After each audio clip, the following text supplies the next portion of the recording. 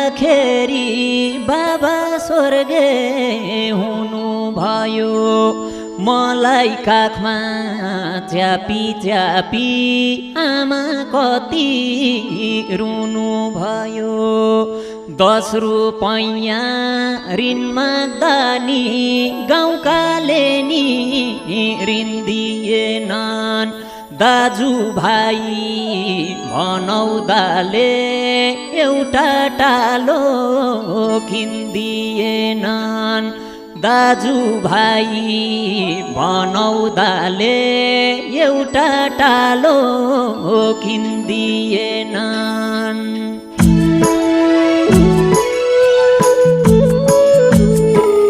सुन्ने लाग्छ